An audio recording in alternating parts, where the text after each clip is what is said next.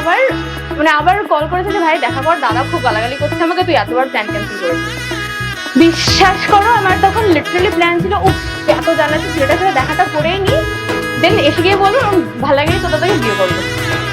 But সেখানেই 10 তারিখ দেখা করতে গিয়ে আজকে আমি এইসব শাখা পলা মেহেন্দি করে বসে।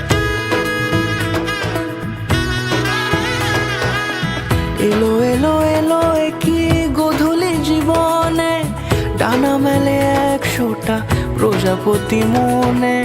চাওয়া পাওয়া ছিল যত এতদিন ধরে, পেল সবই পূর্ণতা বিবাহ বাসরে। বেঁধেছি তোমাকে এই 7 পাকে, 4 হাত যেন এক হয়ে থাকে।